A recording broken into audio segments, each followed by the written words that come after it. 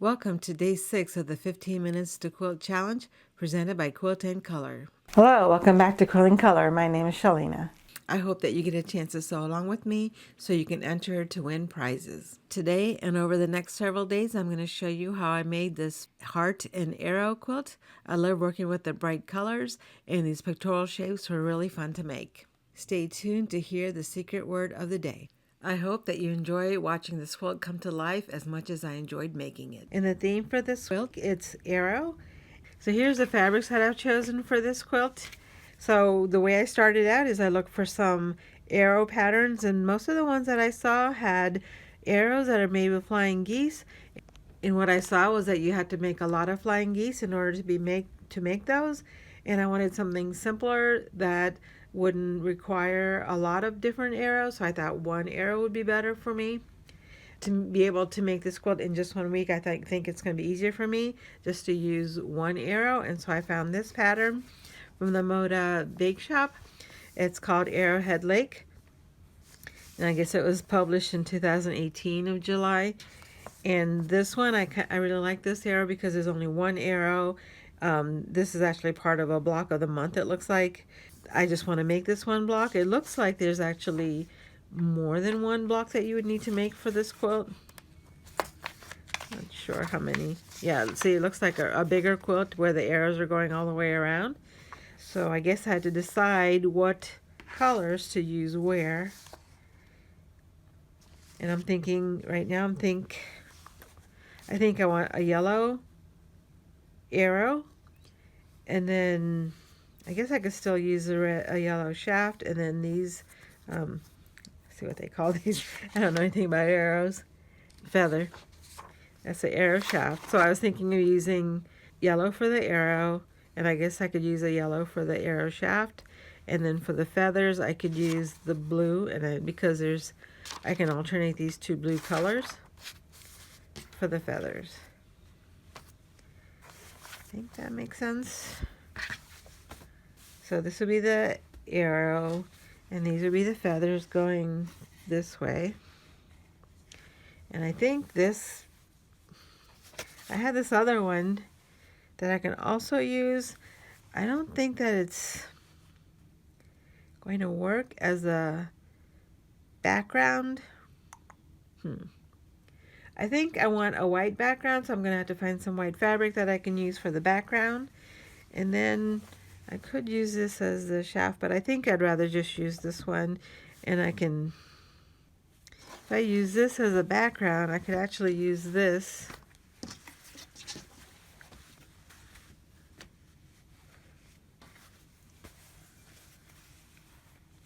for the arrow. Would that make sense? I think that would look okay, and then I don't have to worry about finding another background color. I don't know if there's enough contrast here. Block measures 8.5 by 4.5, 8 by 4 finish. So that's a nice size, I think, for this. I think I do want a white background to go with this.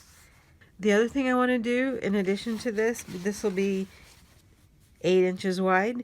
And then for that, I'm going to put a heart on the top of it.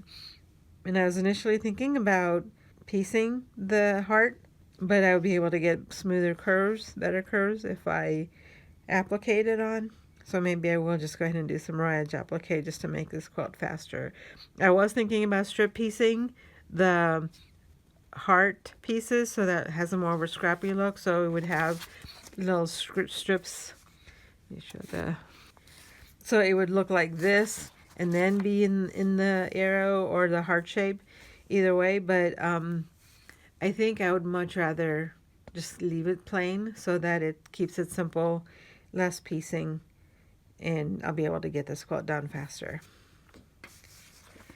So I love this color, but maybe I can just use this for the binding. How about that? This will be the binding fabric. There we go. All right, so we've got the heart and the arrow fabrics, we've got the feather fabrics, and then I'll get some white to be the background for this quilt. All right, so then we can go ahead and start cutting. Okay, so since the directions are about making more than one block, I'm just going to look at this picture to decide how many of everything I need to make. So I just need, for this yellow, I need the arrowhead and the arrow shaft. And so I'll go ahead and cut the shapes. I don't want to give you the sizes for this because this is not my pattern, but it is again available for free on the Moda website, Arrowhead Lake. So I'm going to go ahead and cut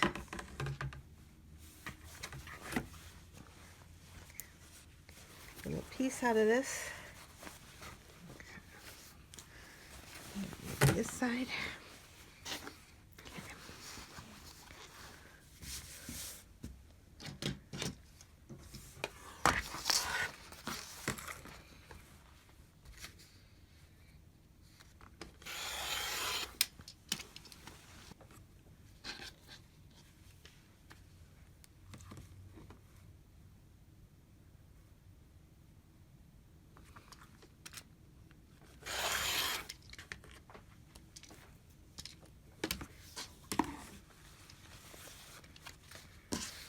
Just need one. I'll go ahead and cut the selvage, even though there's a really tiny selvage on this batik fabric.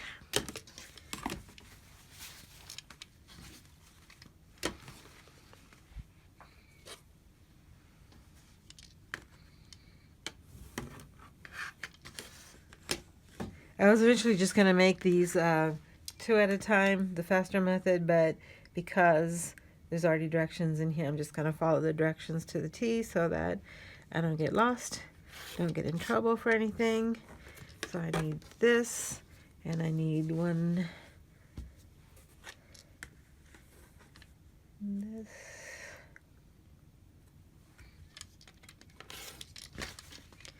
And this one needs to be subcut to be much smaller. It's going to be teeny tiny.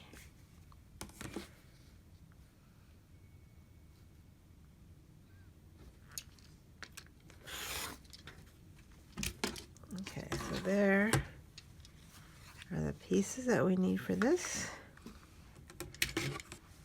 And then I need the blue.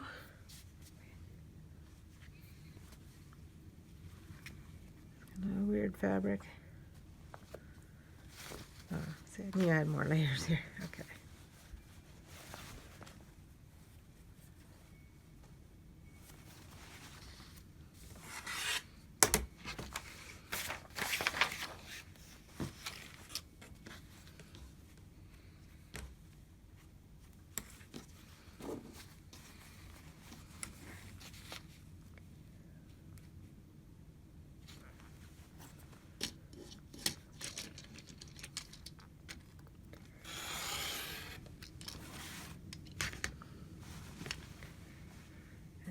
Two of these.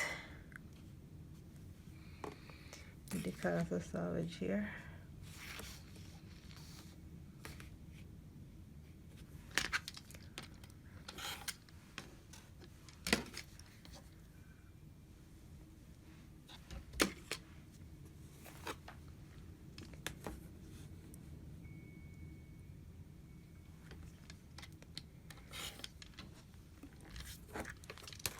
Okay.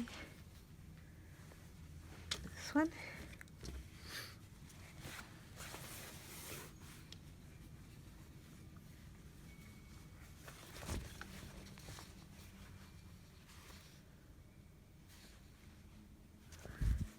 Go ahead and cut this direction since I need a smaller amount.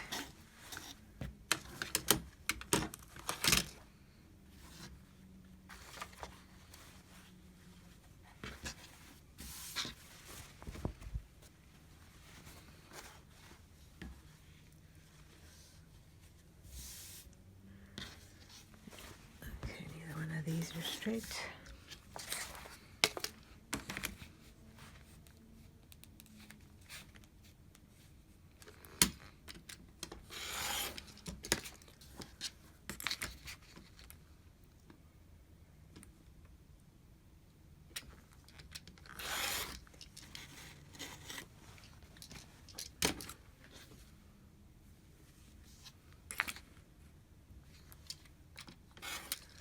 Sounds like a racetrack outside.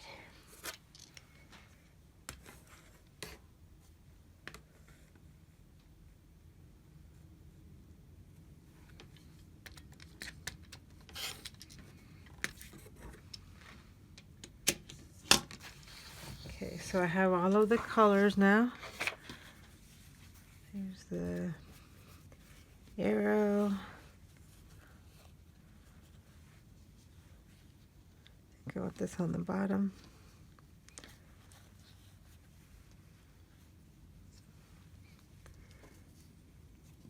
There we go. And then these I can work on the heart. Maybe I will go ahead and strip pieces to be able to get more use out of the small strips. And then I need the background, so I need also background.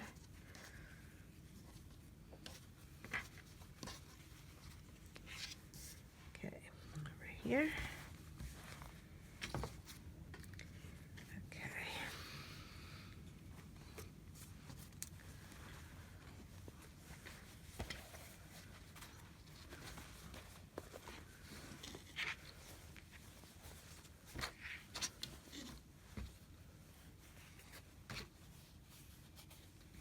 The secret word for today is sunshine for the bright yellow fabric that we're using. I hope you have sunshine in your part of the world today.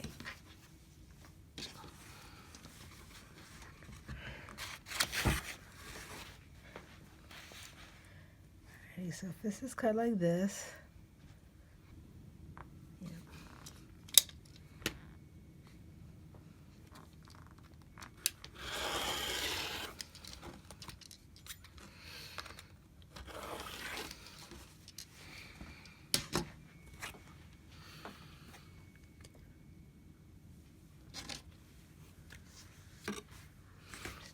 go.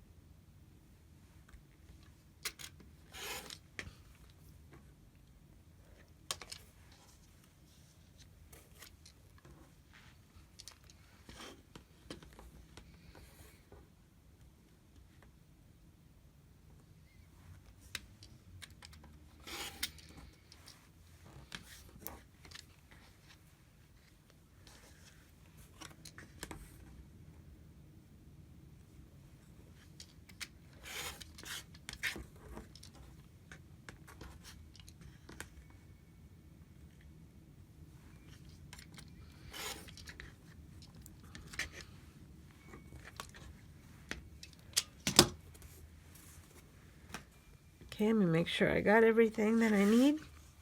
So there's the yellow. I think these two go over here to finish off this into a flying geese. And then the arrow. Oh, it's right in front of me. Okay. This one is these two here. And then we got these two colors, and in the picture they look like this direction. And then these two go on this side. And I'm pretty sure these go in these corners. I probably need two more of these.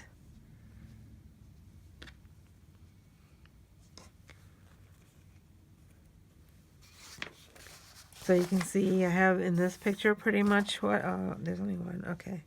So this goes here and here.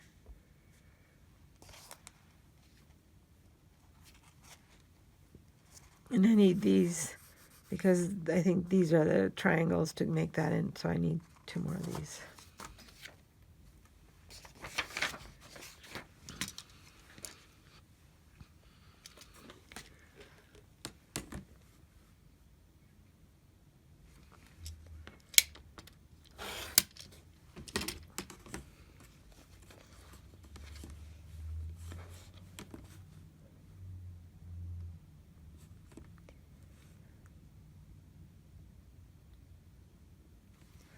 Actually, I don't think I need to cut this again.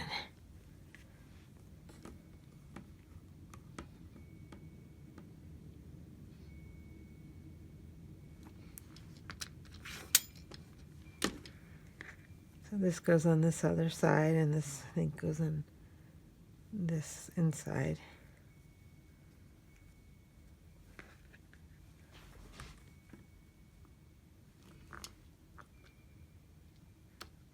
I don't know yet how they're going to make it a diagonal.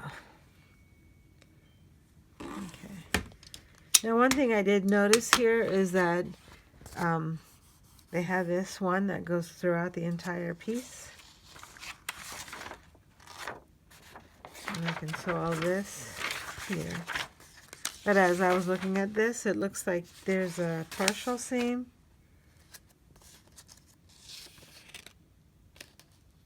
Oh no, there's no partial seam. Why did I not? Oh, it says partial seam. Okay, so this partial seam I think is to add something longer than the rest of it, and so I'm not going to worry about this part because this is about putting the whole quilt together, and it's not going to be something I need for this particular block. Okay. Yeah, this doesn't look like there's any partial seams on here. But you see how it says partial seam here? That kind of scared me a little bit, but I thought I could just try to adapt the quilt so I wouldn't have to make a partial seam, and I thought maybe the partial seam was over here because this goes all the way through, but you can see here that it's not a partial seam at all. There's just a straight seam to sew those together. Okay, well that's good news though. Alrighty, so basically for me now I just need to sew, follow the directions here and do some sewing. Let's see, probably should be marking the lines. I should read directions. Yeah, see we're marking lines to be able to sew the squares onto the rectangle to make the flying geese. And then to sew, so I think I need to sew them like this. And then make a line this way. And then sew on the line. Yep, okay. Okay, so I'll do that. I'll make the flying geese unit and I'll sew these two pieces together and we'll just follow the directions the rest of the way. I'm going to make sure that I keep them both the same direction so I don't make a mistake. I'll read the directions to make sure I need to do both of them the same way. Okay, I'll do a more thorough analysis of the directions and also go ahead and start sewing at least one piece and compare that to the other side. I hope that you enjoyed watching me make progress on my quilt. I made this quilt earlier this year and I didn't get a chance to edit it. I'll be back tomorrow to show you more progress on this quilt. I hope that you had a chance to sew along with me, and if you did, just leave a comment to let me know what you worked on today for your 15 minutes to quilt. The second way to enter is to use the secret word in your comment. Each winner will win a copy of the Quilt Journal, plus some other goodies. Don't forget to subscribe so you don't miss tomorrow's video. Thank you for watching. I appreciate all of your support. I hope to see you again in the next video.